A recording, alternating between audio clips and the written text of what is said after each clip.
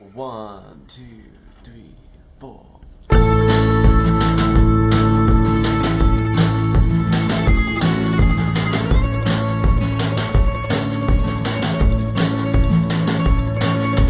Driving in the pouring rain. Right, here we are at last. We've been promising this for a few weeks. It's our interview with the Chocolars. Have I pronounced that right? No. Go on, how do you say it? It's designed to be said with your best French accent. Oh, So the chocolat, as in, right, okay. See, I always want to say it in a Scouse accent. I think it really suits. It's chocolats. Chocolats. Cool, But yeah, that that's works. just when I'm talking to myself. Okay, so there's chocolat, right? Okay, fine. So tell us about your backstory, because you've all kind of appeared with New Music Nights and New Music Fest in different guises. So just tell us who you all are and how you got together originally. Bryony was working in Fat Face in Dorking, and Great start to the story.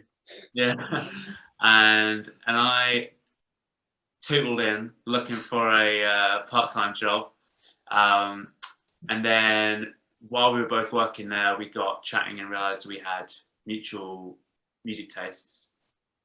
And Luke and I started being Bryony's backing band to recreate her recorded material as a solo artist.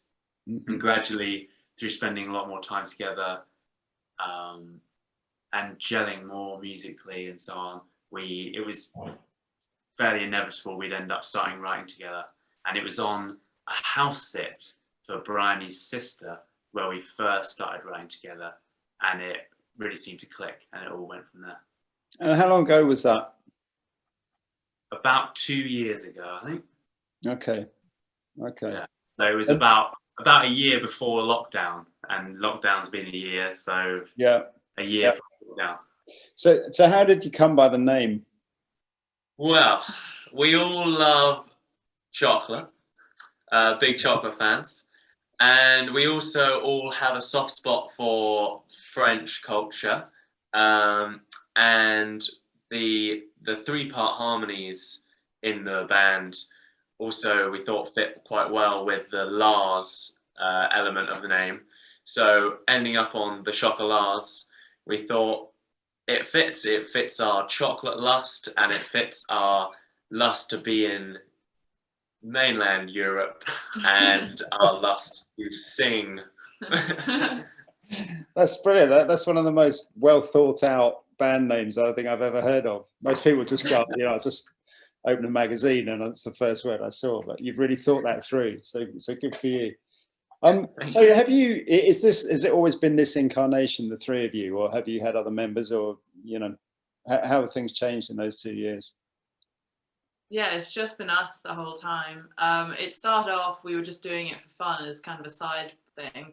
And then we slowly have basically got more and more intense. So we made it sort of our main project last year. And then lockdown hit, and then we all moved in together. So that was pretty crazy, living together, having only been only really been doing their project for a year at that point, but only been doing it as a full-time thing for a couple of months. Mm-hmm. So that's kind of the story of us.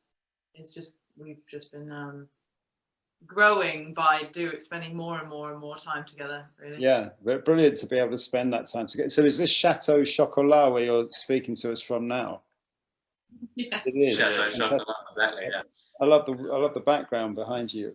And what sort of response have you been getting? So what sort of response did you get in year one when you were able to get out and gig, and how have you managed to maintain that in this sort of isolated digital world that we've been living in for the last year? At the beginning in year one, we were doing mainly with this project things like open mic nights and more acoustic vibe shows in pubs and things like that. And we saw reasonable growth through those. Obviously, it's quite small scale. But then that was all kind of in year one, that was all it was. But then going into lockdown was when we first started properly recording and releasing stuff. So we've released our first single in the March of lockdown. Mhm. So to some degree, on the online world, release wise, we've only really been in existence during lockdown. So from then, we've kind of just slowly built up with the releases of the music and the videos and everything.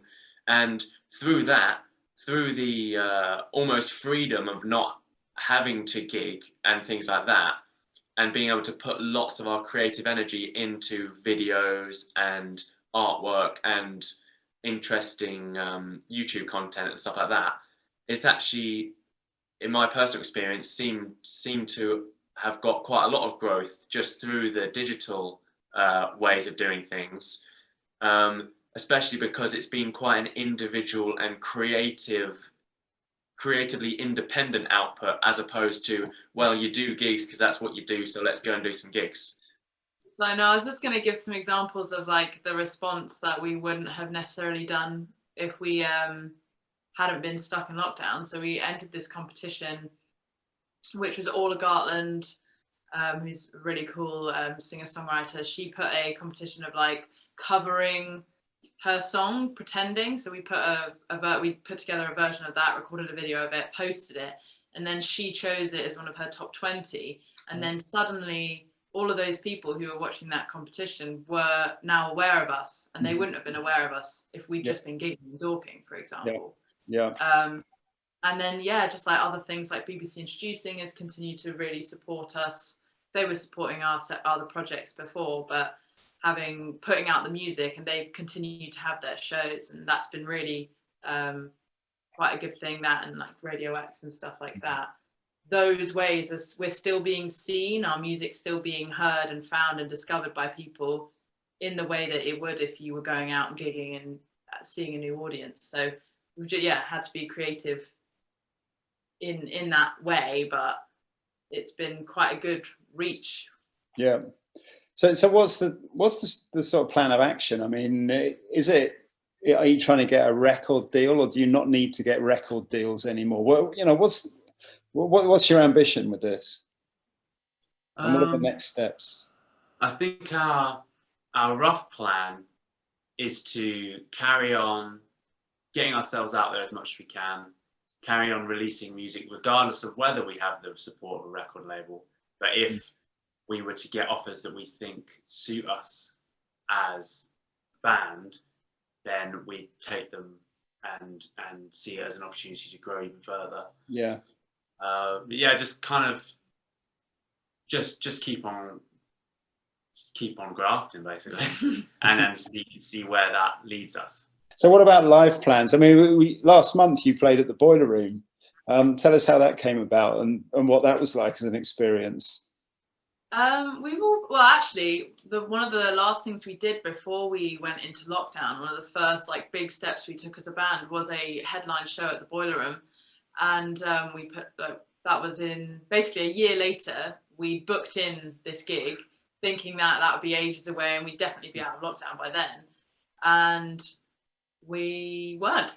So we decided we wanted to push ahead and do the gig. And I've been playing at the Boiler Room for a long time, and the boys both worked there in various different guises and played there a lot in their other projects. So we have a good relationship with them, and they're an amazing independent venue to have local to us. We're really lucky to have that.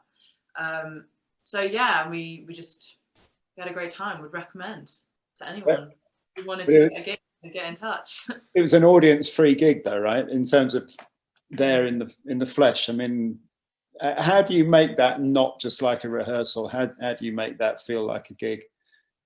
We all watched the Dua Lipa live stream together. That ended up being quite a good thing to draw from, because it was so ambitious, and seeing her do something with that high of a production level when we were brainstorming for our own one, it was dragging us up in our ambition. Yeah. So we came up with the idea of having a breakaway stage where we went and did an a cappella section and a song with just an acoustic guitar, room mic'd, a bit like Mumford and Sons' performance at the Brits after their first album, and also just trying to bring as much energy as we could, imagining there was a crowd there, because, or rather reminding ourselves that there is a crowd there, it's just we can't see them. Yeah, absolutely. Yeah. So you're going to do more of that sort of stuff while we're still waiting for the chance to get out and perform in front of a live audience? I think we'll see how it goes. We've got some plans to potentially do some recording soon, but if it depends how long the lockdown carries on, I think, and then if it gets to a time where we want to do another gig, then we'll book another one in. But it's all on YouTube. So we've got the live stream that we did, the full one we did, that's on YouTube, and some little individual live videos that we also recorded at the Boiler Room are on there. And then also check out the Boiler Room's YouTube, because they've got all their independent venue week shows. We were their house band and we played a cover and an original pretty much every time, either end of their independent venue week shows. So they're all up on YouTube as well. So there's lots of stuff out there. Okay, brilliant. Well, we'll put all these details up on the newsletter when it goes out with this interview, and on YouTube. So thanks very much for joining us. It's been great to talk to you. Great to hear that you're keeping busy and creative, and hope to see you out and about in a live setting very soon. Thank you. Thanks, Tim. See ya.